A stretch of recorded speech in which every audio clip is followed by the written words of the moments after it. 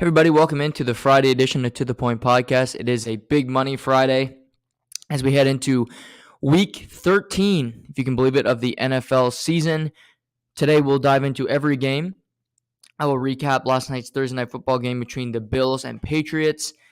We'll talk some college football and the Lions heading into conference championship weekend. So lots to chat about today on the football front. And it's actually a great week of games. It's been thin this year for the NFL, but this weekend, Jets-Vikings, really intriguing game to me. Washington football team, New York Giants, really good game. Tennessee-Philadelphia, good game. Miami at San Francisco, game of the weekend if you ask me. Kansas City at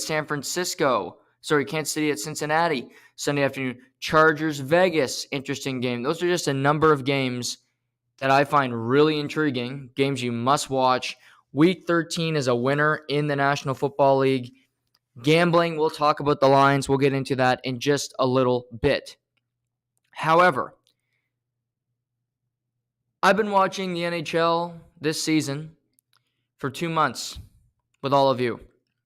Almost 2 months anyway. And we got to the quarter poll, and we talked about the teams that I like and teams that play with good structure and this, that, and the other thing. But sometimes you just got to, if you watch as many games as I do, you got to look at yourself in the mirror sometimes and think, who do I enjoy watching? Who's a good watch? Because you want to be informed on everything. I don't talk about teams that I don't watch their games. Because a lot of people do that. They pretend to know a team, they depend to know the way they play, their system, and to me that's just lazy and it's anti-journalism. I'm not a journalist, but if you're doing this job, I think that's something that you should do. People don't, it's fine. Well, not really, but they can do it. I've figured out teams that I love watching and teams that are just a snooze. They're not interesting. They're boring to watch play. I got my funnest watch and just the snooze fest. The worst watch in the National Hockey League today. And the team might surprise you. I'll start with this. It's not Arizona. I've watched Arizona 3-4 times. They're not a great watch, but they're not the worst.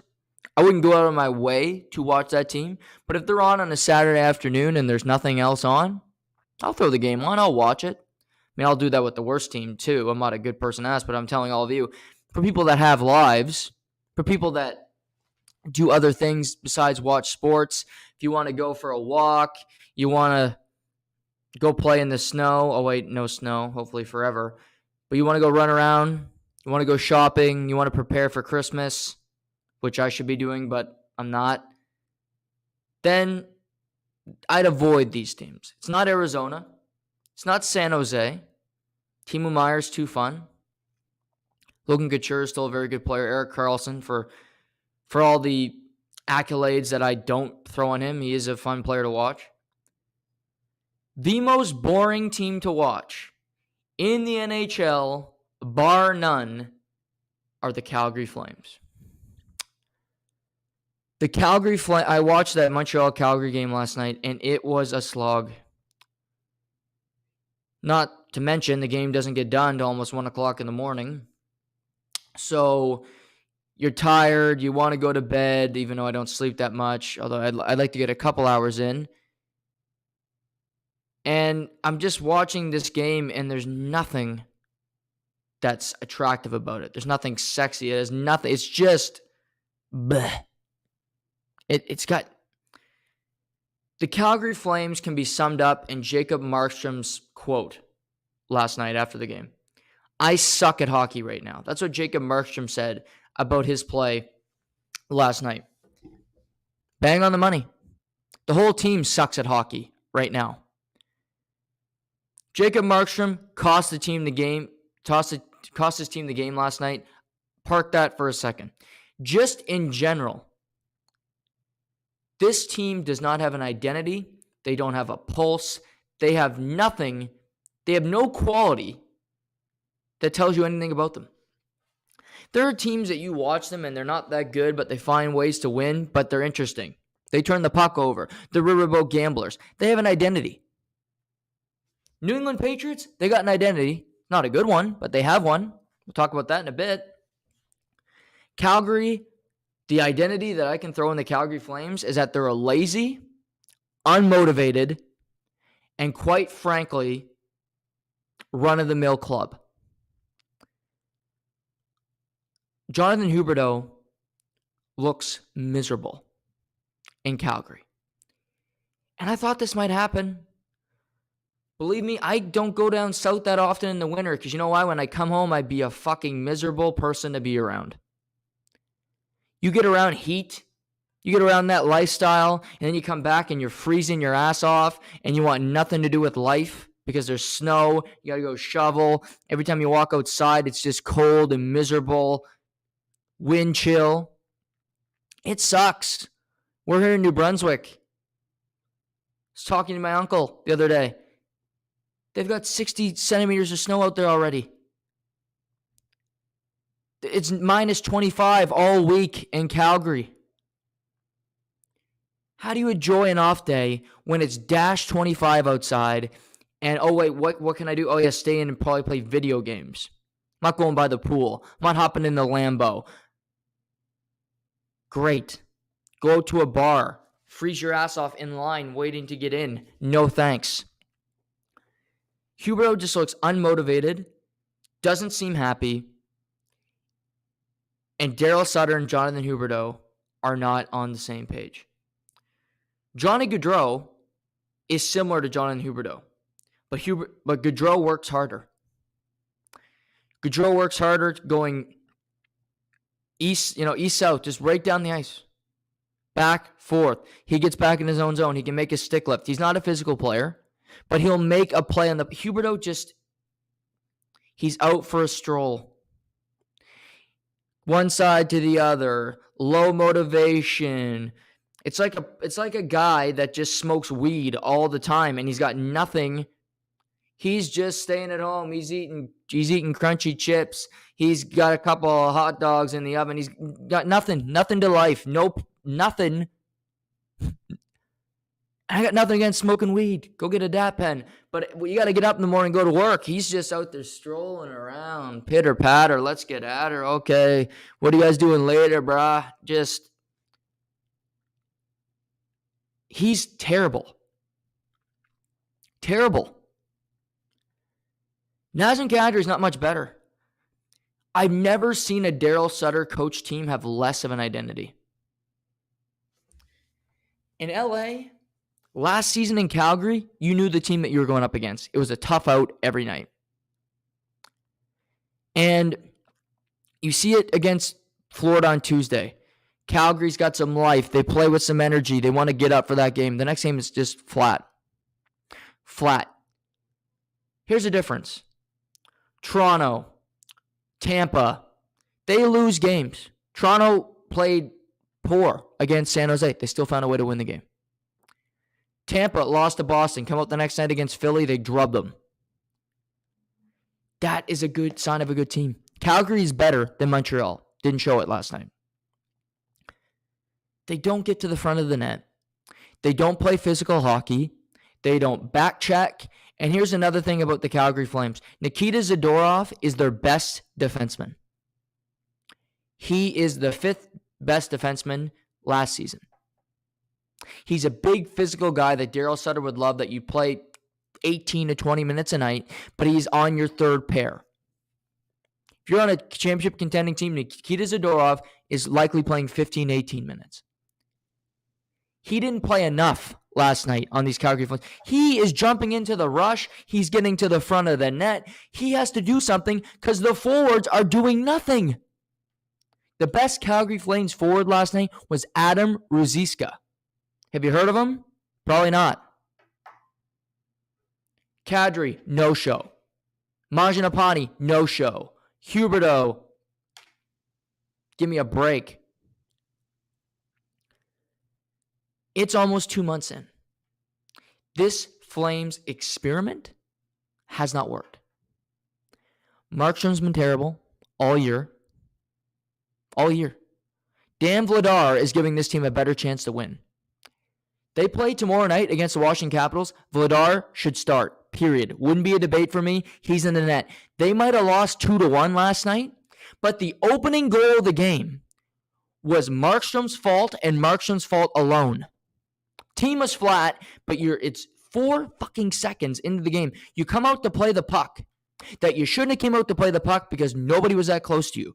You come out to play it, you're on your back, you're trying to throw the puck up the ice, right on the stick to Yurov Slavkovsky, back of the net. Inexcusable play. Panic, stupidity, no good reads. You can lead a horse to water, but sometimes you can't make it drink. I think Darryl Sutter's coaching this team, but I'm not sure he's got the horses to do it with. You can throw skill together. Lindholm, the way he played, worked with Gaudreau, with Tkachuk. It has not worked with Huberdeau. Lindholm's only got 7 goals. He's the best player on this team. He hasn't played well yet either. They're just a snore of a team. Have some life. Have some energy. Play with pride. Nothing. The best thing you can say is, well, Calgary's in a bad division. Yeah, they're part of that.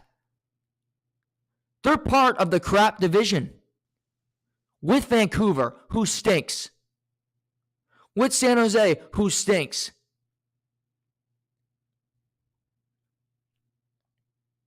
It's just baffling to me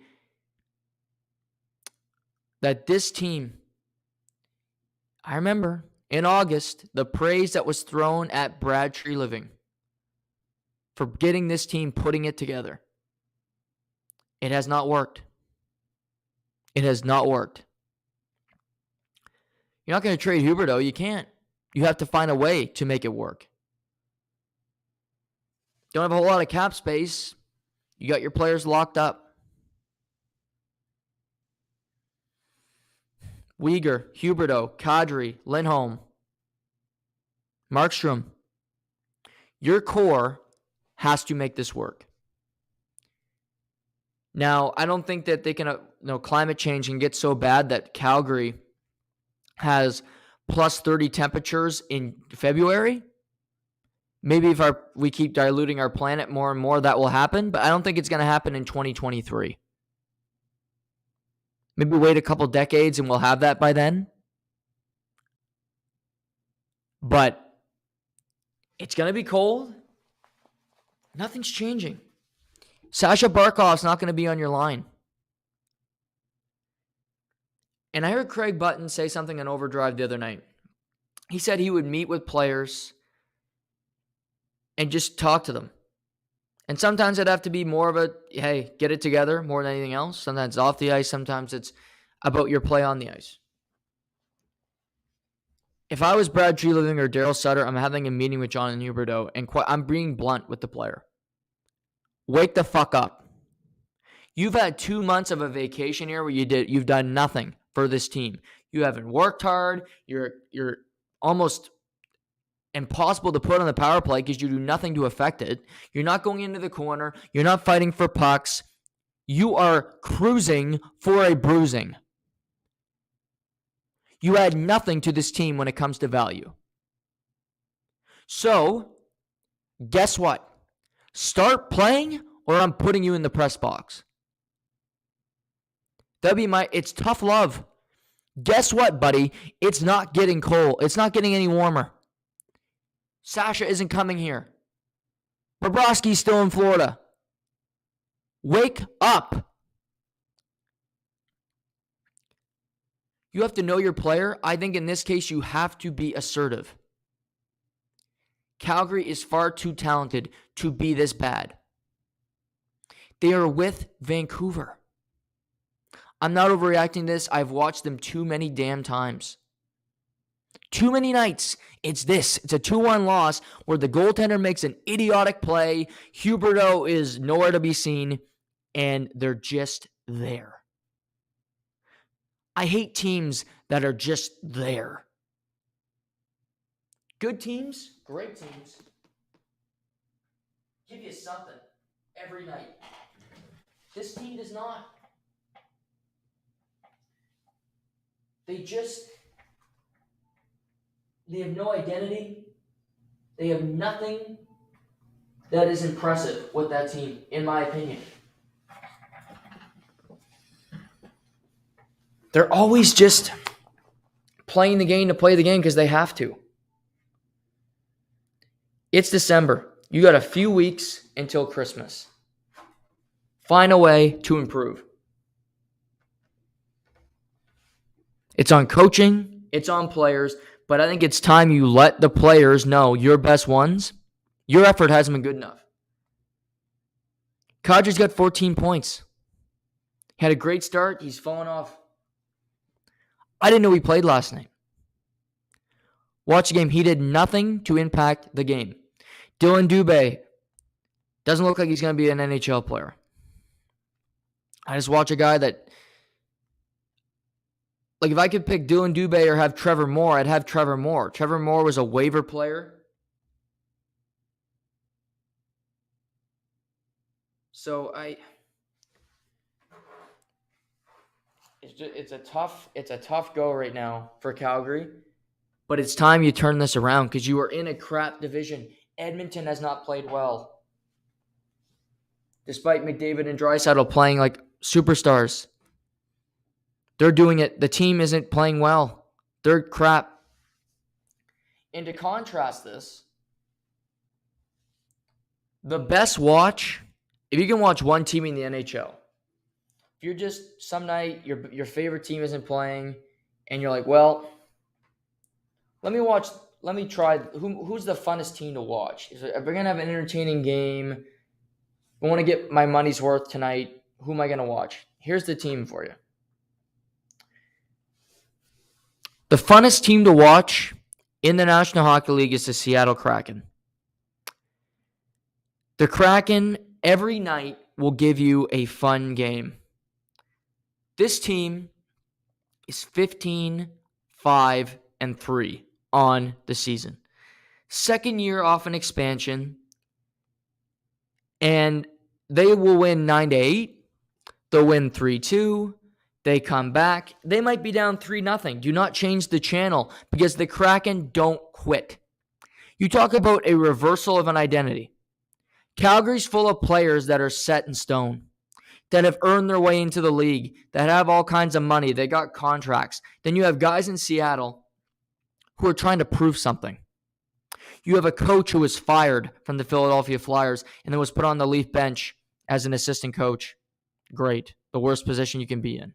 Because you know you'll never get the head coaching job because you didn't coach at the Sioux. But Dave Haxtell goes to Seattle, gets the job from Ronnie Francis. Jaden Schwartz doesn't get protected from the St. Louis Blues. Yanni Gourde gets taken from the Tampa Bay Lightning, fresh off winning a Stanley Cup. Andre Burakovsky, you pick him up. Go through Adam Larson, who's been given up on 2 to 3 times. And you go through this roster, and they're just full of really young, fun players to watch. Vince Dunn, on the back end, is a fun player to watch, night in, night out. And then we get to their rookie, who I did predict to win Rookie of the Year, Matty Beniers. Dude's a star. He's a damn good hockey player. Already. He played 1 year at Michigan. Didn't come right into the league. It's funny how playing another year doesn't exactly kill your career. Matty Beniers did it. He looks okay. Maybe try it, Shane Wright. Matty Beniers has 10 goals on the season. Scored the overtime winner last night. With 7 seconds gone into overtime after being down 2-0. I just love the way Seattle plays. Their defensive structure is not that. They gave up 8 goals on Tuesday night against the Kings. They won 9-8. They don't have the greatest defensive structure, The coaching would hate this team sometimes because they just play riverboat gambler. They're not always in the best of positions. But goddamn, they're fun. Eberle looks reinvigorated. He's playing awesome for the Kraken. I mentioned Schwartz. He's healthy. He's playing hockey. If Ryan O'Reilly hadn't won the Conn Smythe in St. Louis, it could have been Jaden Schwartz. He had an awesome postseason when they won the Cup in 19. He's a really good hockey player when healthy. Burakovsky's having a fantastic start to the season. He's been cast off a few times. Didn't get re-signed in Colorado. Kraken are fun. And they're in a division that they will be able to compete for the entire season. And it's December 2nd. This team isn't going anywhere. They won't win their division. They will not win that division. Because I think LA, although they've been really struggling, Calvin Peterson was waived to the American Hockey League the other day. They will settle in. They will make the playoffs. I think they're too damn good not to. Edmonton loses last night to Minnesota. Watch parts of that game. They still have a ton of issues because they have one line that can play hockey and Zach Hyman offensively. McDavid and Draisaitl are fantastic. Other than that, this team is full of guys that are just there. It's the same issue every single year with this team. I still think McDavid's too good for them not to miss the playoffs after making the conference final last year. Although Jack Campbell might be the one to do it for them. And I mean miss the playoffs, not make it. Because he hasn't been good all year. But Seattle will be in this race the entire season. They got that heart. They got that belief. And kudos to them. Because nobody would have given them a shot to start the season. They were the team you didn't want to watch. They're the Kraken. Oh, they're boring. Seattle. Who they even have on their team? I don't know. Well, I think they got some teams' attention because they're beating everybody right now. Go around the league. Seattle is giving you a tough game, and more often than not, they're finding a way to win it. And we haven't seen Matty Beniers play hockey yet. Tune in. Because the dude's a freak, and he's a star. They're the funnest team to watch in the league, for me.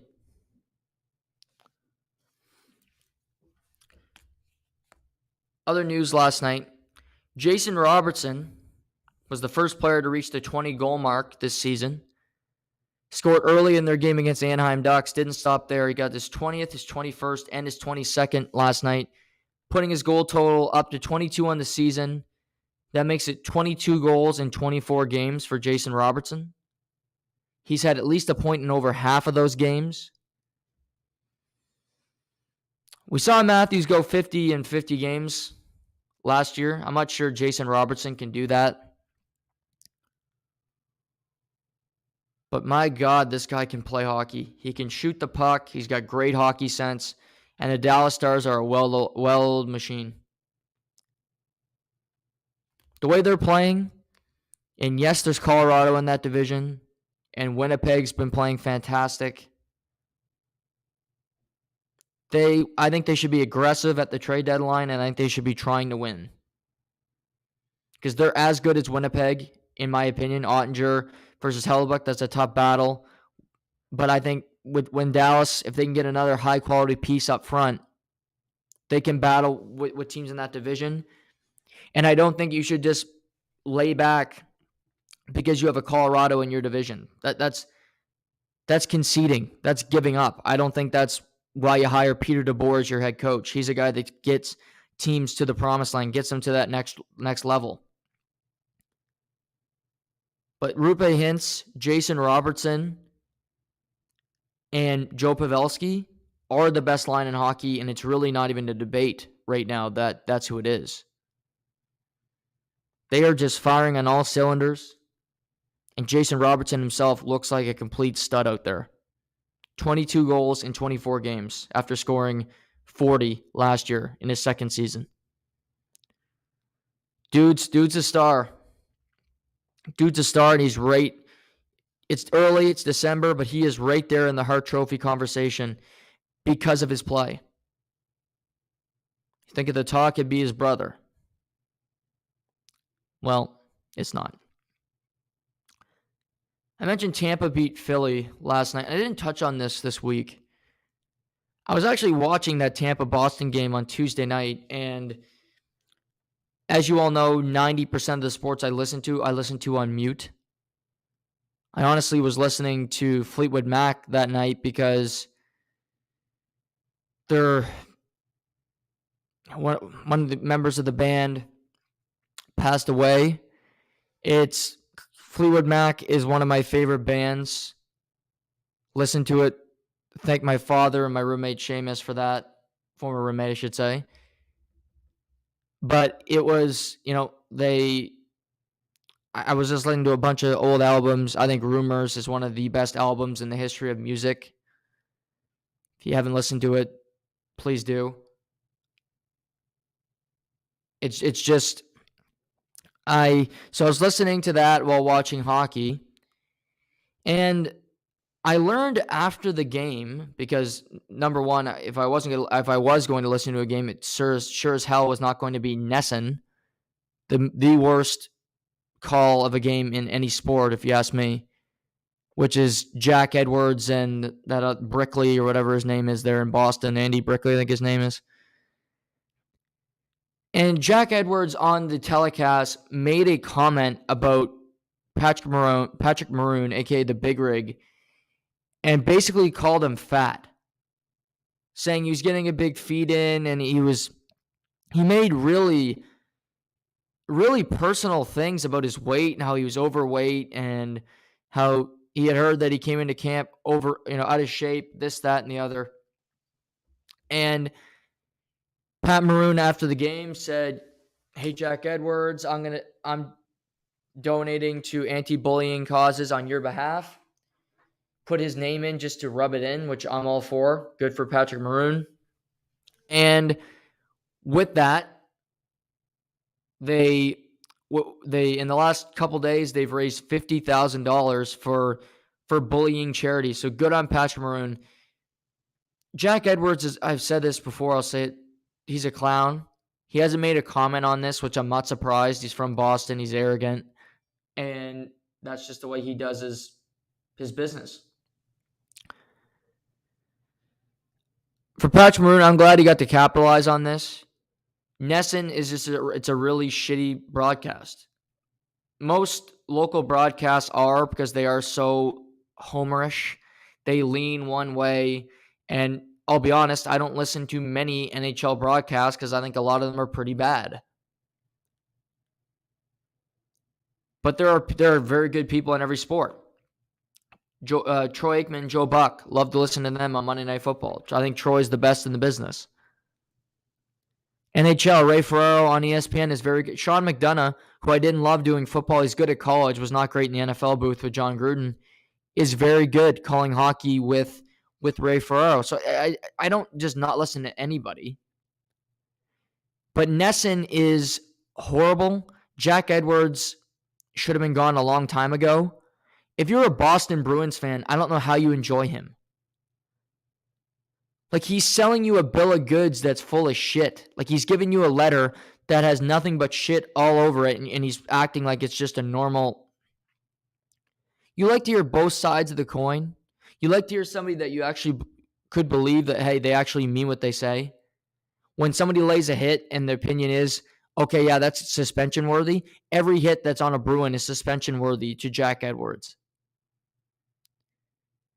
I don't know how he got into the business because he's not great at calling a game anyway. Him and Brickley do their job in Boston. Good for them for having it. He shouldn't have a job in this business because he's so bad at it and he's such a homer. It's something that bothers me, that journalism and just calling it down the middle. And this can be politics. This can be sports. This can be anything. It's leaving. It's a dying breed. And I personally, it hurts me because I remember back in the day, you'd find good writers. You'd find people that worked in a market, but they weren't super fans of the team. Peter King, Bob McKenzie. These guys, that's a football and hockey reference. They worked in the sport. They didn't have to kiss ass of the market that they lived in. Bob McKenzie's not a Maple Leaf fan. He worked in Toronto for so many years. Jack Edwards works in Boston. You know who he roots for. It's evident. Root for the team if you have to. Maybe I'll be honest, it's not that hard to not be a fan of a team. It's a better existence if you're doing this kind of a job. Good for the Big Rig. He loves that nickname. People love Patrick Maroon around the league. Nobody likes Jack Edwards. Dude's a sideshow. Dude's a loser. Good for Patrick Maroon for getting that money raised for charity. And Jack Edwards, the only thing I can say to you is fuck off. Seriously. Big Nick Paul of the Tampa Bay Lightning got to 11 goals last night. He's already got 11 goals on the season for Tampa Bay. Big Nick Paul. Love to see that. Tampa gets another win. And as we head into the weekend, we got a number of interesting games in the NHL this weekend. We got Avs at Bruins Saturday night. Leafs are in Tampa Bay Saturday night. And we got Panthers Kraken. Those would be the top three games for me this upcoming weekend. I think Colorado and Boston's a really interesting game. Good test for both teams. Colorado beat Buffalo last night, but they've lost to a lot of good teams. They've lost to Winnipeg the other night. They need to prove that they can beat some of these best teams. Boston has beaten Tampa twice. They've lost to Toronto. So I think they want to play some of the better teams in the NHL and see where they stack up. Yes, they've been off to a historic start, but you also got to play the best teams and see what you can do against them. So really intriguing opportunity for those two teams, for Toronto and Tampa. Toronto's played phenomenal of late. Mitch Marner's looking for points in 19 straight games to break a franchise record. Tampa's obviously hoping to stop that. Tampa lost to Boston, but I think they've been playing pretty good hockey of late also. Stamkos got to 1,000 career points last night in their win against Philly. Vasilevsky's settling in. He's playing much better hockey. Hedman, Chernak, Braden Point's been on fire as of late. So Tampa's settling in. You look at that, Boston, Toronto, Tampa, the three best teams in the division. Florida's still trying to find themselves. They got a win last night in Vancouver. But, you're beating Vancouver. That's not an impressive win. They lost to Edmonton. They lost to Calgary. They finish up the road trip in Seattle Saturday night. You have Montreal, who's only a point back of the Panthers. So the Atlantic Division is still trying to figure out who's good and who's going to rise to the top. To me, Tampa, Boston, Toronto will all be playoff teams, and we'll just see where they stack up at the end of the day. But opportunities for Tampa, Toronto to gain ground on Boston, and for Tampa to try to see if they can creep up closer to Toronto for second in the Atlantic Division. But lots of NHL action this weekend. Some good games last night. Good on the Kraken. Calgary. You got Washington. Wake up, because you stink. Last night's Thursday night football game was Bills-Patriots in New England. Ben Murray and I previewed this game yesterday. And I thought the game would be closer, but based on the Patriots' offensive scheme and what they've done this year, I should not be surprised. They played,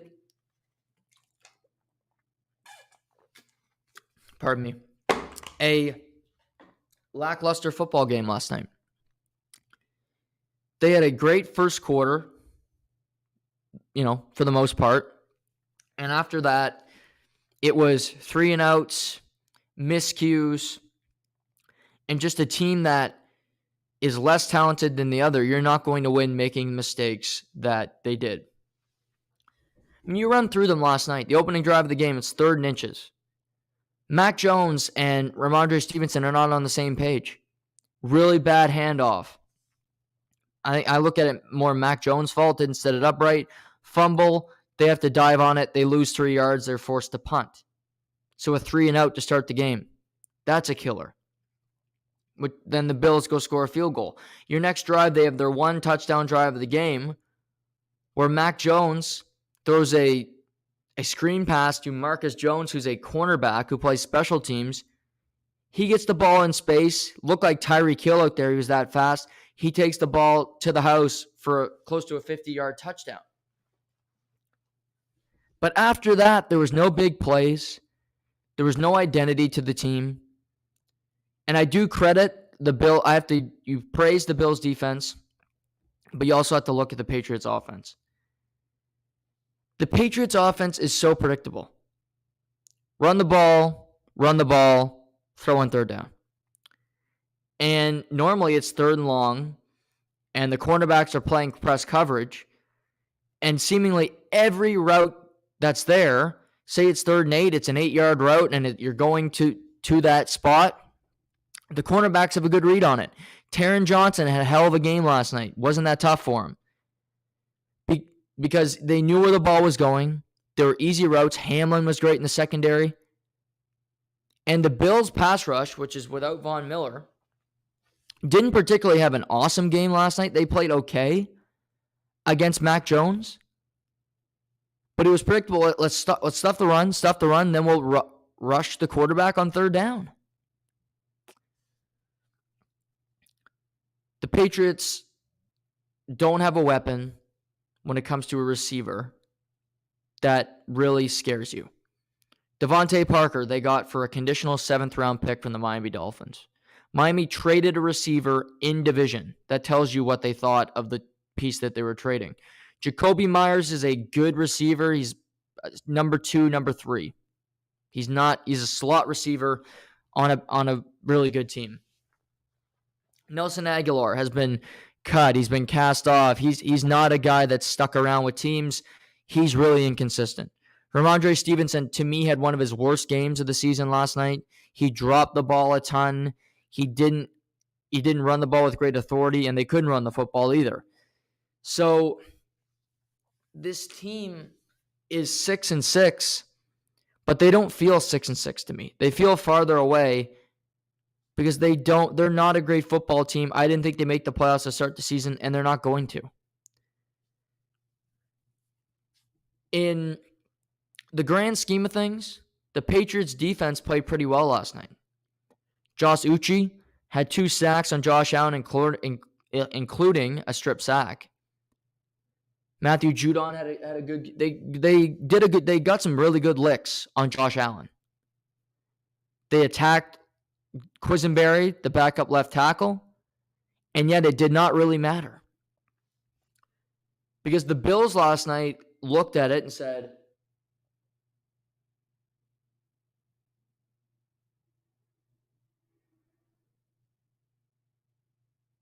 I don't know. I don't know what the formula here is for this team. I look at the Bills, and something I credit for them last night was they saw, okay, we know what the strength of this team is for the Patriots, rushing the passer. Let's run the football. Let's establish an identity. And Buffalo started using a 3 running back system last night. James Cook got a lot of touches. Devin Singletary got touches, and Nyheim Hines. 3 running backs that they have. They used them all last night.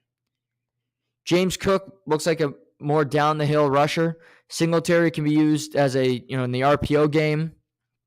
They can throw it to in the backfield. And Nyheim Hines has been playing special teams, and they also use him as a slot receiver or put him in the backfield. I like having those 3 options, and then you also have Josh Allen, who's the moose who can break off for a rush as well. I like the diversity of this team, and this is something I want to see Buffalo continue to use. Realize that you have advantages in skill position players. Yes, you're still going to have Stephon Diggs. You're still going to have Gabe Davis. but use those 3 running backs so that the pass rush is not always ready when they attack. Have it tough so that they don't know when it's going to be a passing play. And that the offensive line constantly has people coming at them to get to Josh Allen. I like the way they used it because they saw Josh Allen start to take hits early. And they did something about it. So credit the Bills for starting to develop a run game identity. And now for a team like Buffalo, for teams like Kansas City that have such elite quarterbacks, continue with this. Don't throw the ball 50 times the next game. Continue to use the run game to your advantage. The Bills win easily. I don't think it was a game that they won. They had some miscues, but the Patriots over 70 yards in penalties last night. 3 drops. They didn't run the ball. Ramondre Stevenson didn't run the ball for 40 yards. Nick Folk missed a field goal right before halftime, hit the crossbar, a 48-yarder. He's missed 3 field goals in his last 3 games. That would have been 17-10. It's then 17-7 at the half, and it was pretty much over from there.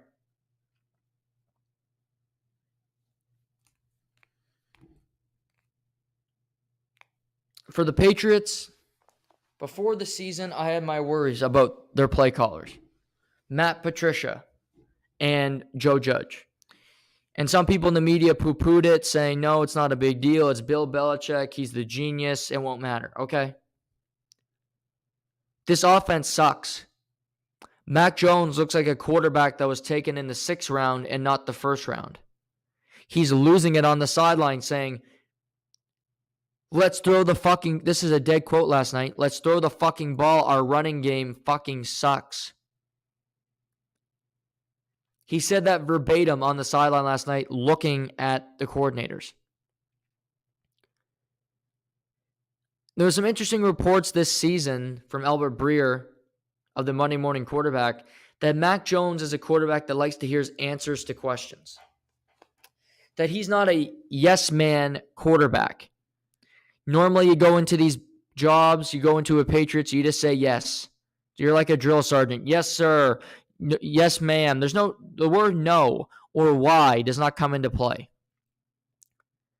And Mac Jones, I think, is more inquisitive. He's a smarter guy, and he goes, why are these 2 guys coaching me? Why are these 2 failed head coaches? Why is that defensive coordinator with a pencil behind his ear and the beer gut coaching me? Oh, yeah, well, because we don't want to pay him a real coordinator salary. We don't want to hire a new offensive coordinator, so we're just going to have him do it.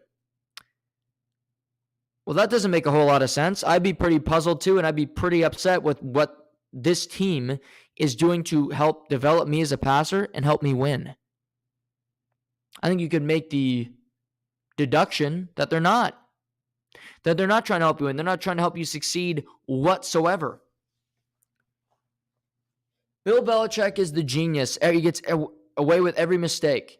But there's a couple things. His coaching since Tom Brady has left has been pretty awful. His development of quarterbacks since Tom Brady has left has been below average. Josh McDaniels was his saving grace. Now his offense stinks. He can't draft a wide receiver or skill position players to save his life. And they're up shit's creek without a paddle right now. He's got a good defense, but the offense cannot do anything. He's got his son coaching on the team. Why? Nepotism?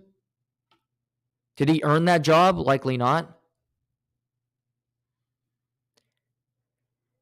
Patriots have been, in controversy forever because they cheated and they did different things like that. But now they're just a team. Patriots are really what their fans hope they never would be. They're just there. The Patriots are not America's team anymore. They're not a team that you have to see play. The Patriots are just another team. They're one of 32 in the NFL. They've lost all that glitzing, 20 years of dominance, and it's gone. The aura about the Patriots, about Bill Belichick and everything, it's slowly fading. You don't hear about them on ESPN anymore because the Bill Belichick effect, what is that? What effect is it? That your offense can gain 4 yards on a passing play? What offense can't do that? What's the Belichick effect? That you can trade for Devontae Parker and hope to get some value? Good luck with that. He'll drop a pass in the end zone and not do much the rest of the season. Not play Kendrick Bourne, but play Nelson Aguilar, who's led the NFL in drops the last 3 seasons. That makes sense. How about we lead the NFL in guys that we can switch from quarterback into wide receiver? Okay, why not just draft a really good wide receiver? Okay, let's do it. Let's draft N'Keal Harry out of Arizona State. Now he's on the Bears. He'll be out of the league after this year. Bill Belichick can coach defense as good as anybody, but he's also the GM of this team. When you wear both hats, it's very hard to be good at both. Tom Brady made up for his failure to know what a good offensive player is. I think Bill Belichick is a great talent evaluator when it comes to defensive players. Offensively, questionable. They're not going to fire Bill Belichick in New England. Robert Kraft's not going to do that. I get it. He's Bill Belichick. You let him leave when you want to leave, although Tom Landry was fired in Dallas. He was a pretty damn good coach too.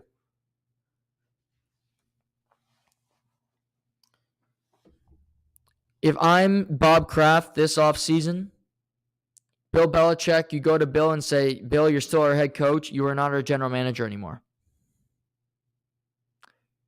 You have failed to give us really good skilled players. We drafted Mac Jones in the first round so he could be our quarterback of the future.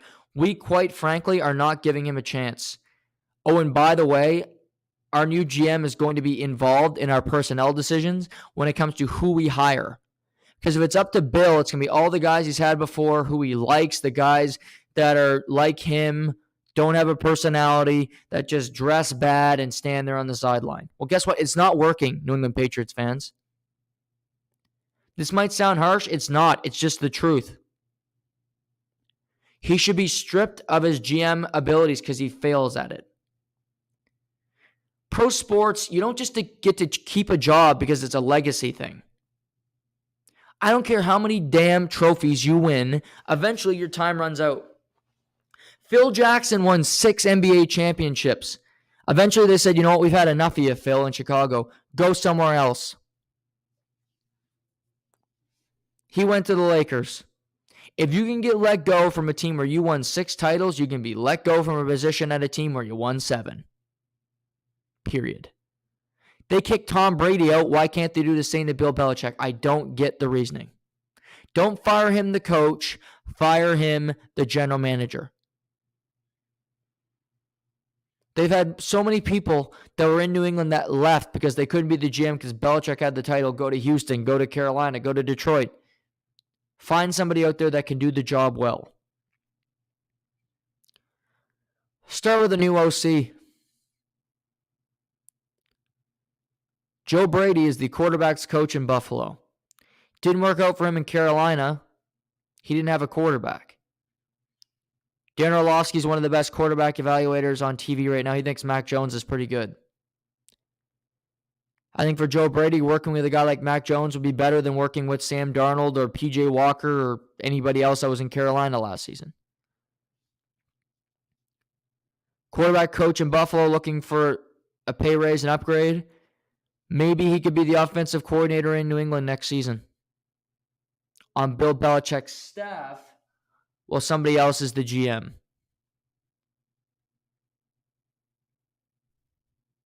I don't know.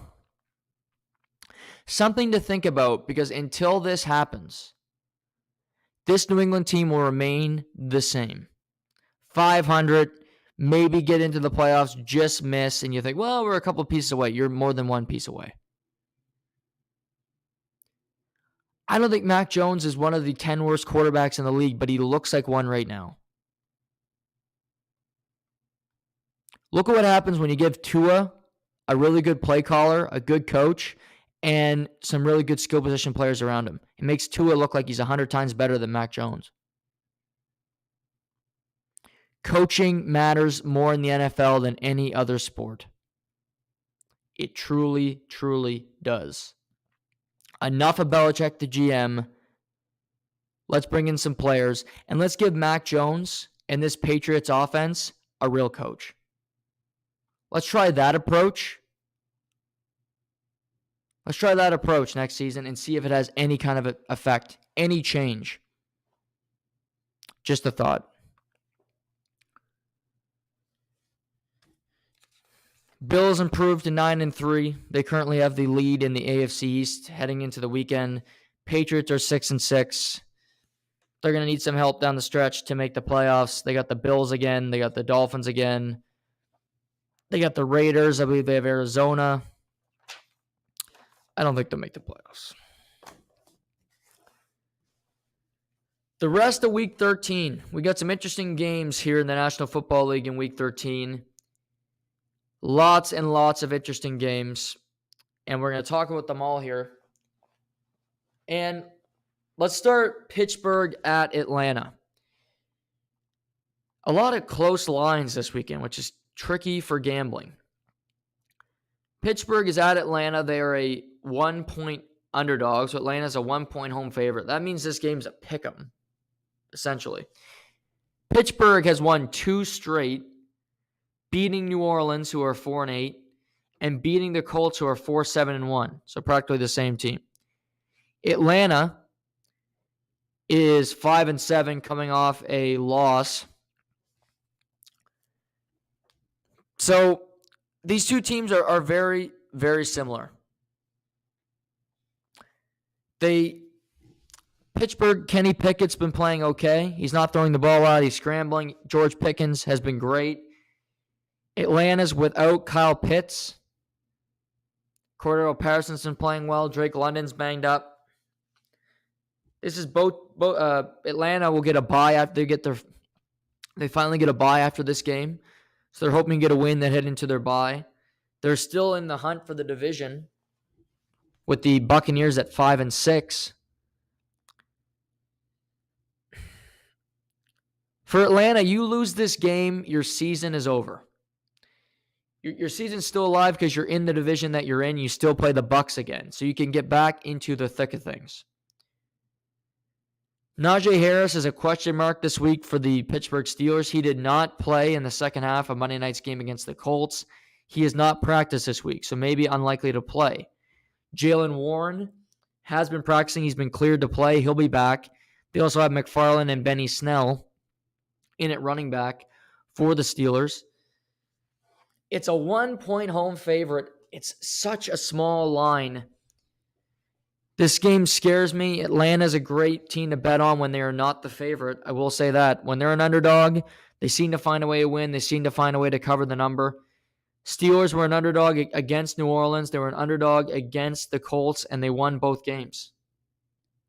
They're on the road again. I would stay away from this game. I hate the line, but it is an important game quietly. I mean, the Steelers win this game, they'll be 5-7. They'll be 5-7 and have the same record as the Cleveland Browns, oddly enough. So, interesting there. Next up, Green Bay at Chicago. Green Bay, Aaron Rodgers will play. Despite getting hurt Sunday night, he will play against the Bears, who he's owned forever. Justin Fields was a full participant in practice yesterday after missing the game last week. So it looks like the Trevor Siemian era in Chicago is over. As bad as Green Bay has been this season, the Bears' defense is atrocious. It just is. It's bottom 10 in the NFL. They give up big plays, and Green Bay just owns Chicago. Now, I will say if Justin Fields play in his shoulder, he should be able to get some rushing lanes on Green Bay after seeing what Jalen Hurts did to them on Sunday Night Football. This rush defense for Green Bay is horrid. David Montgomery, Justin Fields. But this is Green Bay's final game before they get a bye heading into Week 14. if I was betting this game, I would take Green Bay minus the 3.5. I just think, Rodgers owns this team. He wants to keep this team alive for a few more weeks. Keep hope alive, if you will. And he said he'll play until they're mathematically eliminated. They lose this game, they pretty much are. So it's a must-win for Green Bay. They're in Chicago. He loves playing at Soldier Field. I like Aaron Rodgers and the Packers to win this weekend. I don't think Chicago covers the 3.5. Next up, Jacksonville at Detroit. A couple of 4-7 teams cutting it up. Jacksonville's coming off the biggest win of their season, beating Baltimore at home. Detroit coming off a heartbreaking loss to the Buffalo Bills on Thanksgiving. Detroit is a 1-point home underdog, which is a little surprising to me because Detroit's been a pretty good team as of late. Jacksonville betting all season has been such a kick in the pills for me. And oddly enough, this is an interesting game for me because I have them both for futures bets. I had Jacksonville over 6 wins. It was over 6 wins. I had Detroit over 5.5. So I thought both teams would be better than they are right now. Jacksonville, oddly enough, they win this game, they'd be 5-7. Tennessee has a tough game this week. They might not win it. So Jacksonville could still be somewhat in a divisional race in the AFC South. You get a big win like that. Normally with a young team, you get a little deflated. Detroit doesn't have a good defense. Oddly enough, they have the 8th ranked offense in the NFL. Detroit knows how to move the football. They got a lot of different weapons. Jamison Williams has been practicing, their first-round pick. He went 12th overall. He may not play yet, but he's starting to practice. He's a question mark for this weekend. 1 point. It's a pick'em game. I hate pick'em games. I like Detroit, and I like Jacksonville as well. That's the tough thing here. I might bet Detroit as an underdog. I think they're better than what their record says they are. Right now, they're 4-7. They could easily beat the Bills. I get Jacksonville just beat Baltimore. But I would take Detroit +1 as an underdog. Jared Goff played effective football. I like Detroit +1 to win as an underdog. Interesting game of the weekend. New York Jets at the Minnesota Vikings. So you have the 9-2 Vikings against the 7-4 New York Jets. Jets are coming off a win over the Chicago Bears. Vikings are coming off a Thanksgiving night win over the Patriots. Now, the Jets, to look at this game, the Jets have the 5th ranked defense in all of football. Quinnen Williams, Sauce Gardner, that team knows how to play defense. Minnesota has the 31st ranked defense in the entire NFL. They give up 276 pass yards per game, which is 3rd in the NFL, and they gave up 385 to Mac Jones last week. Just to contrast that, Mac Jones only had 190 yards passing last night against the Bills. The weakness of that team is their secondary and safety positions. Minnesota plays decent defensively when Zadarius Smith and Hunter can get to the quarterback. They need to get pressure on the quarterback for this team to have success. Now, to juxtapose this, the Jets. The Jets are starting Mike White for his 2nd game of the season. And normally, when it comes to NFL just history, when a new quarterback comes in, you bet on him in his first game as the team's starting quarterback. And in the 2nd week, you bet against that player because they've seen the tape. It's not so new anymore. And we saw Mike White play good for a game and a half last season. And in that 3rd game, he threw 4 interceptions and was benched. This is a tricky one for me because I like what I saw from the Jets offense last week. They just took what was available to them. They have so many athletes like Garrett Wilson, like Elijah Moore, who get the ball in their hands and can make things happen. They use CJ Uzama more. Tyler Conklin's a good tight end. They got good running backs. Minnesota's a 3-point favorite, so that tells you that this is basically a pick'em game. You get 3 points for being at home when it comes to gambling. The Jets scare the hell out of me because the last time I bet on them, they screwed me royally. But it's not Zach Wilson. One thing I bet on this game is Minnesota to score an opening drive touchdown. They seem to always come out of the gate playing well. They seem to find a way to have that success early. They get Justin Jefferson involved. And maybe the best matchup of the weekend, you get Sauce Gardner likely going up against Justin Jefferson, two of the best players in the entire NFL.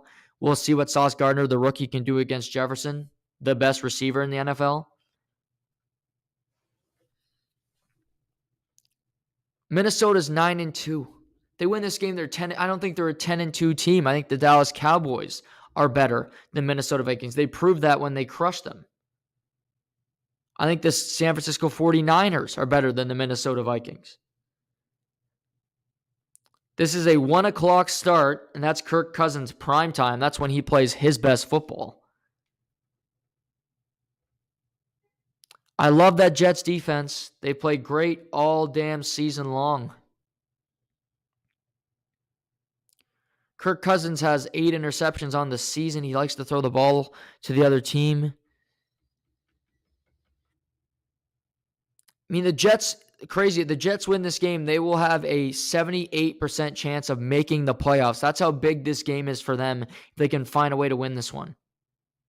They will be 8-4. The Patriots will be 6-6. Chargers could be 6-6 after the weekend, too. That's a 2-game cushion on those teams. You know what? Let's ride. Mike White, it goes against my thought process, but that Minnesota defense is not going to be the defense to stop him. Will not be the defense to humble him. I got the Jets +3 at Minnesota. That's the pick. Next game. Washington football team head to New York to play the Giants. The Giants are a 2.5-point home underdog. Boy, this is interesting for me. I talked about how you're at home, you get 3 points of being a favorite. Giants are a 2.5-point underdog at home. Washington's won 4 games in a row with the Green Lizard in at quarterback. Giants have lost to Detroit. Then they lost to the Cowboys. So they've lost 2 in a row. They're riding high. They're now 7-4. If Washington wins this game, they will have an 83% chance of making the playoffs. They lose, it goes down to 30. Massive stakes for them. They'll be 8-5 with a win. For the Giants, Daniel Jones is starting to regress, but it's also because he has nobody to give the ball to. Teams know they got to sell out for Saquon Barkley.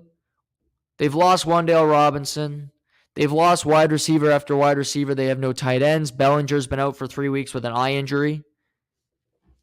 The Giants just have no skill position players, less than the Patriots, which is hard to believe. Washington just finds ways to win. Brian Robinson Jr., the running back, has started to find his groove. You pair him with McKissick and Antonio Gibson. It's a pretty formidable running back tandem. Terry McLaurin. The defense is beginning sacks on guys. They're creating turnovers. And it looks like Chase Young will make his season debut this weekend before they head into their bye week. In betting, you do not bet against the Green Lizard. I would love to put money on the Giants as a 2.5-point underdog. I should have last week against the Cowboys, but that was the week they got their backdoor cover. They will not get another moral victory. Washington is a 2.5-point road underdog. I think they win the game. I think they win the game by more than 2.5. I love the Green Lizard. The football team have a terrible owner, but that vibe of that team, they are a playoff team. The Giants will be clawing to get into the playoffs. I don't think they will anymore. We'll see. But the Giants win this game. They rise to a 76% chance of winning the playoffs. So it's a massive divisional game for both teams.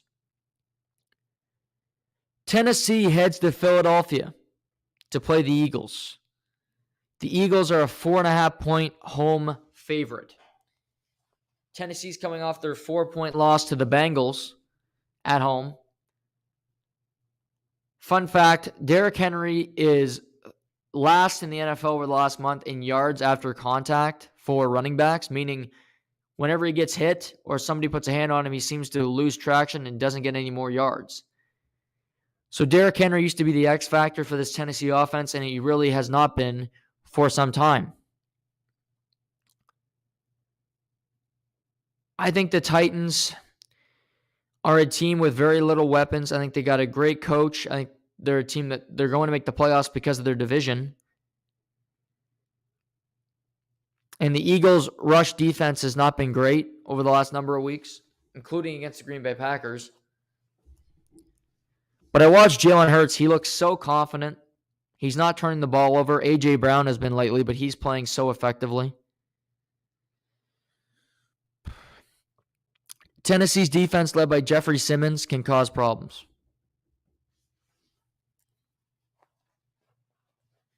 I think Philly wins this game. I think it's going to be a tough one because Tennessee has the 21st ranked defense in the NFL. It's not that great. But Jeffrey Simmons is getting sacks. They're starting to improve. But they have the 29th ranked offense. You look at it this way, Philly has the 4th ranked offense in the NFL and the number 2 rated defense. 22nd against the run. C.J. Gardner-Johnson is out for a month, however, in that secondary for the Eagles, so that hurts. But Treylon Burks, Westbrook Ibrahim, there's not a whole lot of weapons on that Tennessee team that's scary, even with one of their best players on defense being out. I'm rolling with the home favorites, Eagles minus 4.5. That's the pick there. I'd love to talk my way into taking Tennessee as an underdog because I bet dogs, but it's just not a smart bet in this situation. Denver Broncos head to Baltimore. Baltimore's coming off an ugly loss to the Jags. The Broncos are just an ugly thing anytime they play because they're just one of the worst. They are the Calgary Flames of the NFL. Russell Wilson's getting beaked at. They're having fights. Nobody's enjoying life in Denver.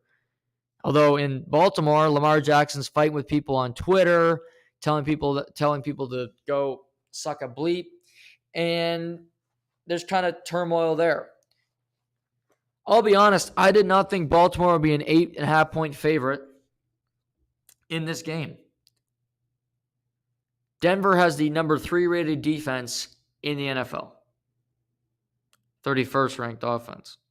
But that's what tells you about this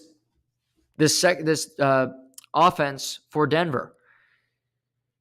Now, I will say, I look at Baltimore as an 8.5-point favorite, and I look at Marcus Peters, who's admitted this week in an interview, and I give him credit for this, that he said he has not been the same player since coming back from his ACL injury from last season.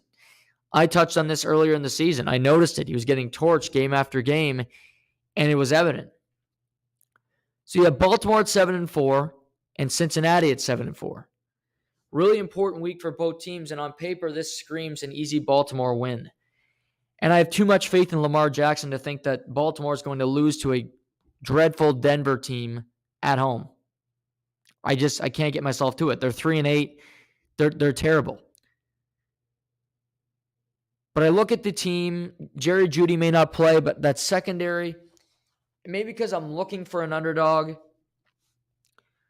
I like Denver plus 8.5. For some reason, I think this will be low scoring. This Denver defense will keep them in it.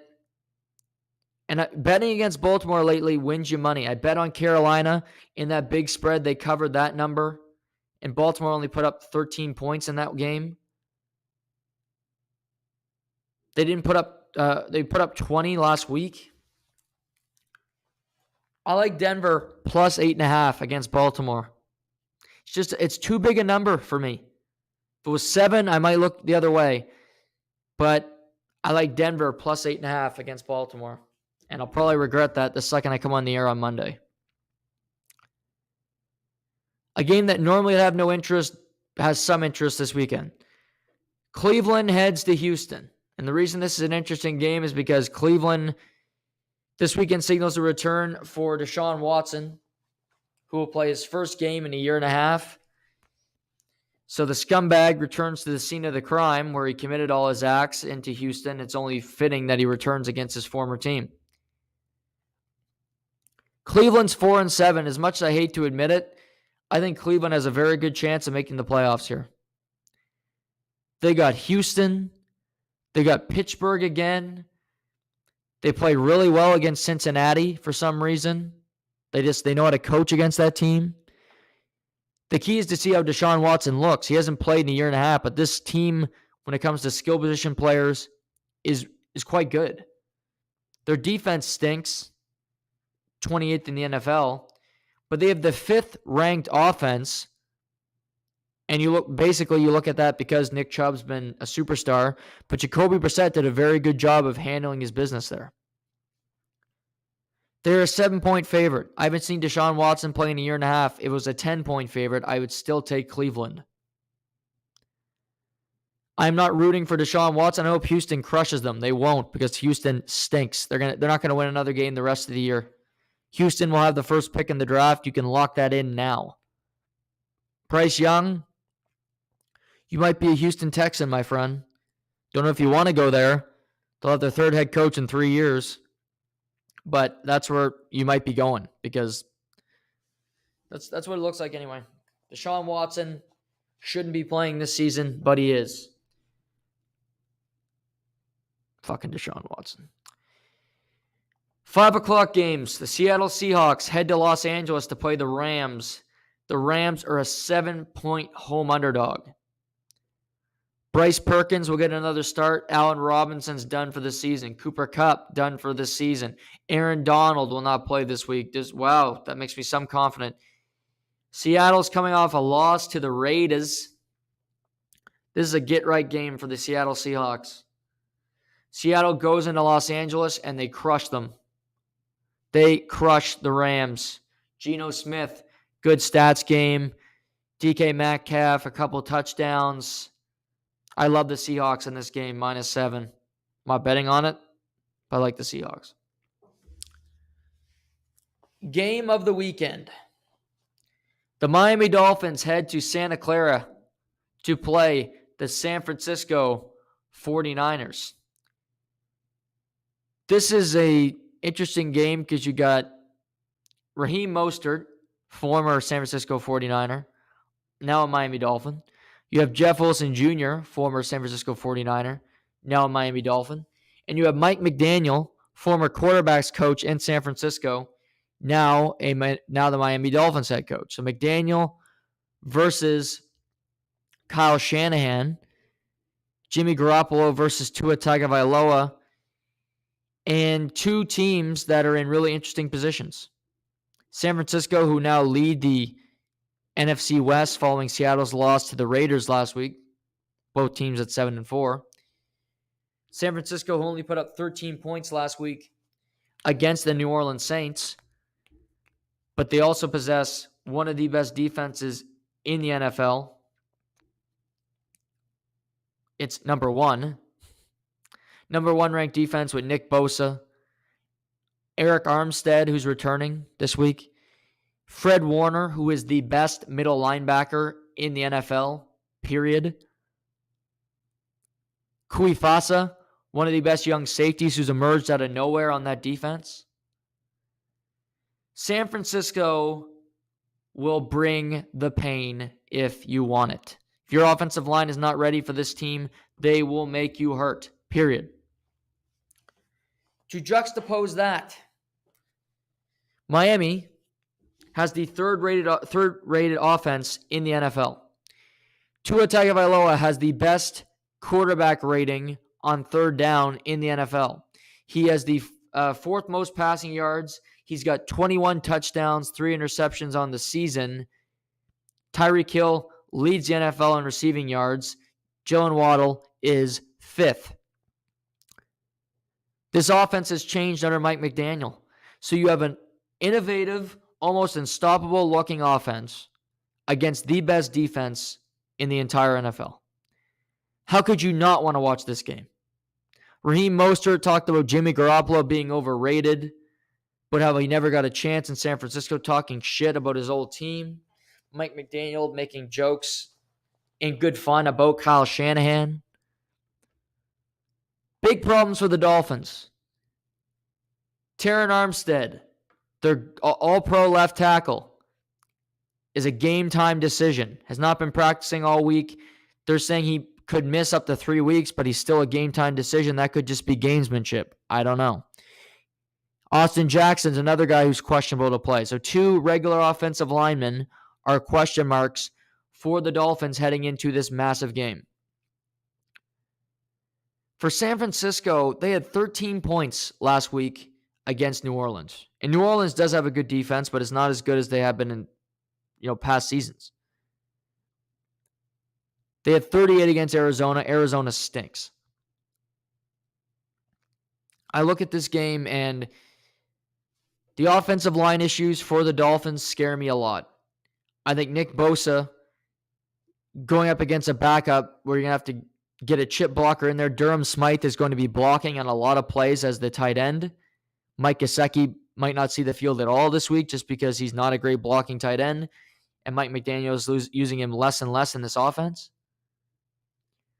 For the Dolphins, their running attack has been secondary. They need to use it this week because you can't have Tua drop back 45 to 50 times in this game because of that aforementioned pass rush. They will get to you by the end of the game. I think if you go back 50 times, Tua gets sacked at least 4 times in this game, and he'll get quarterback pressured and hit more than that. Jeff Wilson Jr. needs to get the football for the Dolphins. Raheem Mostert looks like he's going to play. Use those running backs. Use Tyreek Hill in spread, in motion, run pass options. Last time I bet against San Francisco was that Monday night game against Arizona because it was a huge spread, and I lost. I have a lot of faith on San Francisco. I picked San Francisco to get to the Super Bowl from the NFC. Their offense has been really inconsistent, but they got great weapons in Ayuk and Kittle and Deebo Samuel. This is such a hard game to pick. It's a 4-point spread. The Dolphins just saw the Bills win. They know if they lose this game, they will be second in the AFC East. Potentially third if the Jets beat the Vikings. Because the Jets hold the tiebreaker, beating the Dolphins earlier in the season. So you could go from first to third in just one weekend. I think this game is awesome. I can't wait to watch it. I think the Dolphins go on the road and get a victory. Probably. If not, if they don't win, I think they cover the spread. It's 4 points. It's not 3. This could very well be a field goal game. I'm taking the Dolphins +4 on the road. Tua and the offense plays well enough to keep them in the game. Dolphins defense is getting better with Bradley Chubb, with Ingram, with that pass rush. They have leapt up to 17th in the NFL defensively. Still not great, but improving every week. Dolphins +4 is the pick in the game of the weekend. Now, that is my favorite game of the weekend. That's a 5:05 start. At 5:25, you have Kansas City playing the Cincinnati Bengals. That's not a bad game either. That's a loaded game. These two teams met in the AFC Championship game last year. Bengals edging out Kansas City.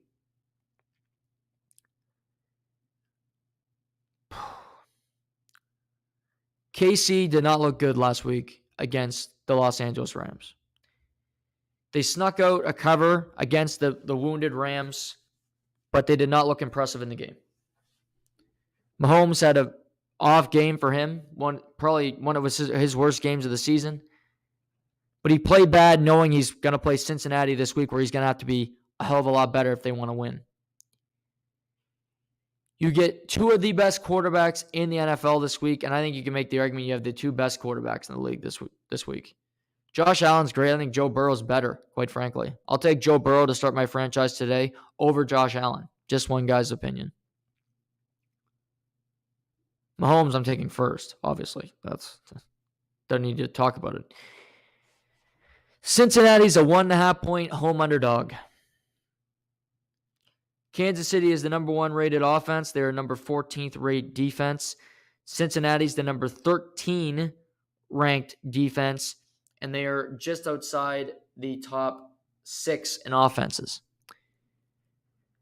Jamar Chase may play, but is on no word yet if he's a guaranteed lock to play. It's still up in the air for Jamar Chase. Joe Mixon did not play last week. He's also up in the air.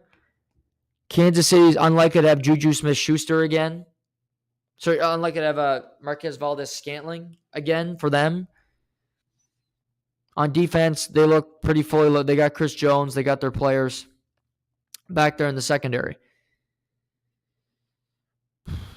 Cincinnati's a 1.5-point home underdog, and that you look at that and say, well, Henderson's played pretty well last week, and Sam Hubbard, that pass rush against Tennessee. Tennessee's not a good offense, though. We've been through that. Cincinnati's got an underrated defense with Jesse Bates with that front. I like Cincinnati's defense. It's what helped them get to the Super Bowl last year. KC's secondary, they do give up big plays. Chris Jones is the key. He's been great this season at getting a good pass rush. Frank Clark stepped up. George Karlaftis, their rookie, has been pretty solid as well. I think this is a fun game. But I also think since Kansas City knows they lost to Buffalo, they don't own that tiebreaker. They need to keep winning. Buffalo's 9-3. Guess what? If Kansas City loses this game, they will be 9-3. Buffalo will then be the number 1 seed in the AFC again after all they've been through. They would have home field throughout the AFC playoffs just like that. Through all their tough luck, through Josh Allen's elbow injury, but then not really an injury because he didn't miss any games. Through the Thanksgiving headache, Buffalo would be once again back in their rightful place, some would say, as the top seed in the AFC. This will be a slugfest. Two best quarterbacks in the NFL. 30-27 Kansas City. That means 1.5 is not enough. 3 points, you don't cover the spread. I like Kansas City minus 1.5. If it was 3, I'd take it and get the push. Can't do it. Last of the 5:30 games. Los Angeles Chargers at the Las Vegas Raiders. Surprising here. Vegas is a 1-point favorite at 4-7. Which was interesting to me because Chargers beat Vegas earlier in the season. Now, Vegas has won two straight overtime victories in that, beating Denver and then beating the Seattle Seahawks last week in Seattle. Chargers have been squeaking by, finding ways to win games. Mike Williams will not play this week again. Big surprise there. Herbert's starting to play better. Him and Palmer are finding a connection, his receiver. Austin Eckler is healthy. I wish the Chargers were a favorite on the road here. I really do, because I bet that Vegas is making me buy in again. I don't know why. Derek Carr had 2 interceptions in the first quarter last week, but fought back. Josh Jacobs had over 300 total yards. Vegas is better than 4-7. They just are on paper. Paper's worth nothing. It's what you do on the field. I realize that. 1 point. It's a pick'em game.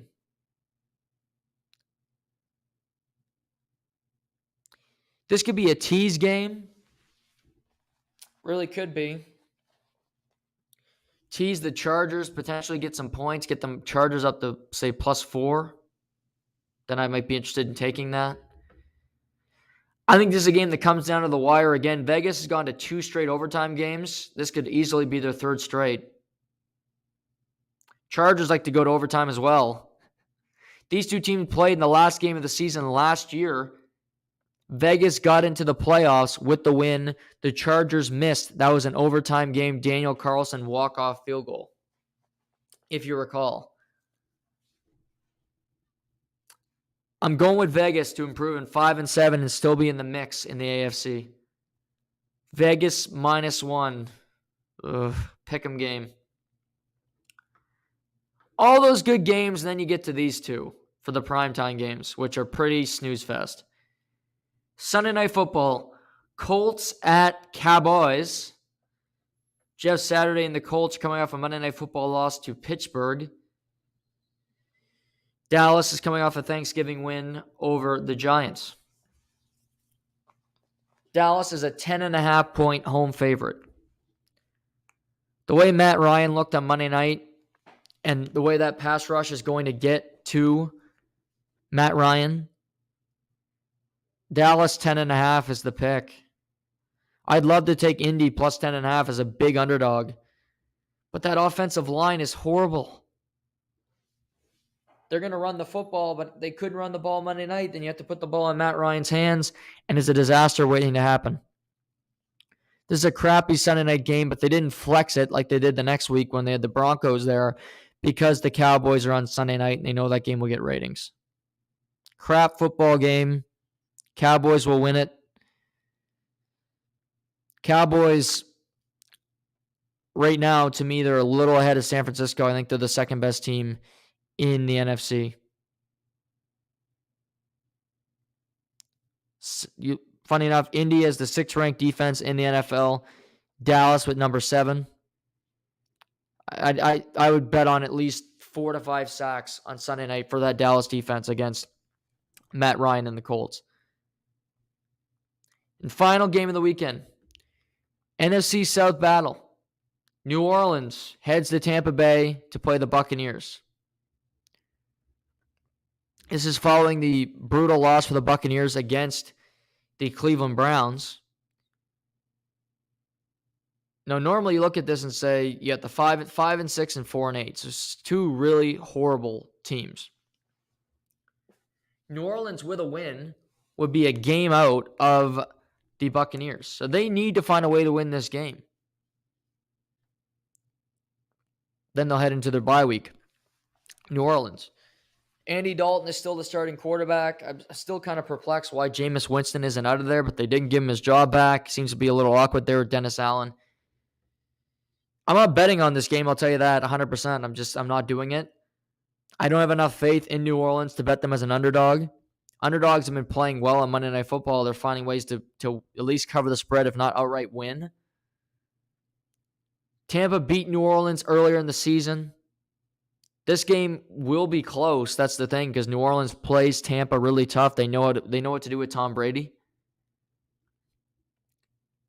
But I think Tampa will win the game. I do think they'll win the game because they know they need it. They're coming off a loss. You get an extended break with Monday Night Football. Neither team is very good. The fact that if Tampa lost, New Orleans would be a game out of first place in the NFC South tells you everything you need to know about this season for Tom Brady. He's talked a lot about how there's a lot of bad football out there. He's a big part of that reason. He's played like crap this season alongside that team in Tampa. Although if I was in the NFC, they'd still scare the hell out of me if I had to play them in the playoffs, which somebody will have to because they will have a home playoff game, whether they're above 500 or not. That's the NFL weekend. Now, there's still college games, which let's touch on here quickly. Conference championship weekend. You also got World Cup tomorrow, U.S. and Netherlands. I'd sprinkle a little change on the United States tomorrow morning, to be honest. They're an underdog against the Dutch. I like betting dogs. That might be a play tomorrow morning. Tonight, in Las Vegas, Nevada, at Allegiant Stadium, the Utah Utes will battle the USC Trojans in a rematch of a game 4 weeks ago. Utah beat USC 43-42 in Utah. Now they meet on a neutral field for the Pac-12 championship. The Utes have a really solid offense. USC has the best player in college football. His name is Caleb Williams. USC is a 3-point favorite. I think USC's had a fantastic year, and I'm not betting against the best player in college football. I think USC will win the game tonight. I think they cover. I would lay the points. I would take USC -3. I think they avenge their only loss. The committee will have to stamp them in.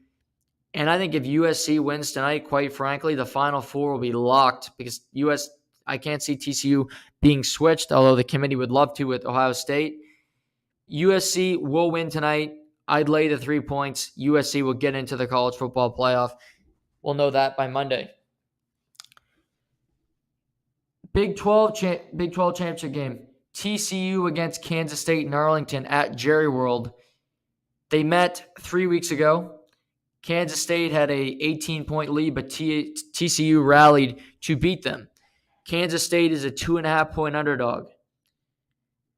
TCU's been a team of destiny. Max Duggan, I think if he wins this game, will be invited to New York for the Heisman ceremony.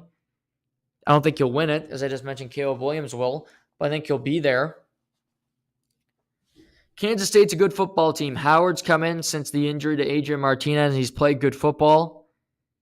They're a good program. Kansas State's ranked 10th in the country. Utah's ranked 11th, so both these USC and TCU are playing formidable clubs this weekend, unlike Michigan. It's a rematch. Two really good teams. If it was 3.5, I might take K-State. 2.5 is not a big enough number for me. This tells you that this is going to be a really, really close game. You know what? I'm feeling dangerous. Kansas State plus 2.5 is the pick. ACC championship game. This game does not matter because neither of these teams are going to the college football playoff. They're playing for a bowl matchup and for the trophy. It's in Charlotte, North Carolina. I bet against Clemson the last 2 weeks, and I've won money. I bet on South Carolina plus 14.5. North Carolina's playing Clemson this week. North Carolina's lost 2 in a row. They look dreadful last week against North Carolina State. However, Clemson, I don't trust them either. I'm taking NC State plus 7.5 in the ACC championship game.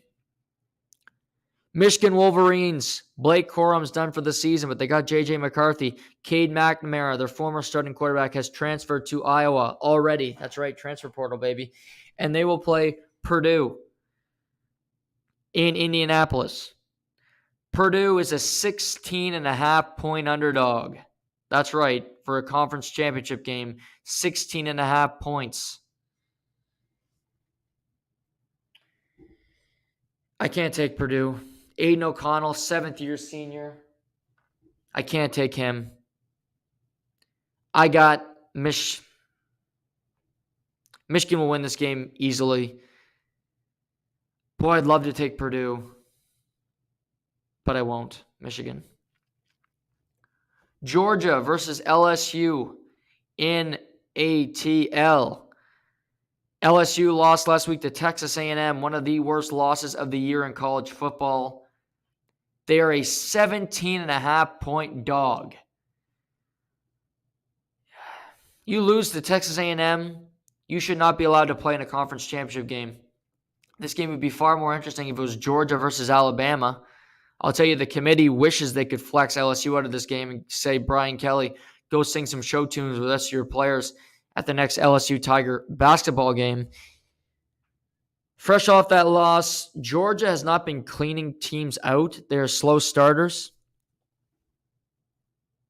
They're not playing well. They're just not playing well right now. So I'm still gonna ride with Georgia, but I don't know if LSU will be that motivated to play this game. Quite frankly, knowing that there's not that much to play for them, they're not going to the college football playoff. It's on to Cincinnati for them. And finally, the AAC championship game. Tulane, the first time in program history they will play for the conference title against University of Central Florida in New Orleans. UCF starting quarterbacks banged up. Max Keene, their backup quarterbacks, had to finish the last 2 games for the team. Their quarterback is one of the most athletic in the country. I like Tulane minus 3.5. They'll win their first conference title. Good for them. I like them to win. Tulane, hell of a season. On Monday, we will know the Final Four. My prediction, USC wins tonight. That means they're in. Georgia, win or lose this weekend, is in. Michigan, win or lose this weekend, will in. They'll win, however, so will Georgia. TCU, I'm not sure they win that game. I think it's going to be very close. As I just said, I wouldn't mind taking TCU plus 2.5. Sorry, K-State plus 2.5. If they win it, that's the Final Four as it is right now. It will be number 1, Georgia. 2, Michigan. 3, TCU. 4, USC. If TCU loses, I could see USC taking that 3rd slot. TCU against Georgia in the other semifinal. Ohio State and Alabama will just be on the outside. If TCU loses, now let me scratch. I think if TCU loses, the committee will put Ohio State above them, which will make everybody crazy, including me. But I know the committee. I know the way they act. I'm not going to act surprised at this point with the decisions that they make. We got a loaded weekend. NFL, college football. You got the World Cup. Portugal and Korea advanced earlier today. They're through. Brazil plays this afternoon. Switzerland, both those teams looking to advance. And the round of 16 commences tomorrow morning, 11 a.m. The Netherlands against the United States prior to college football. So good little start. College football tonight, USC against USC versus Utah. You got Milwaukee versus the Lakers tonight in the NBA. Interesting game. Nets, Raptors. So locked and loaded sports weekend. Hope you guys enjoy it. Try to stay warm. Try to enjoy the weekend. Enjoy the sports. We'll be back Monday. This is To The Point.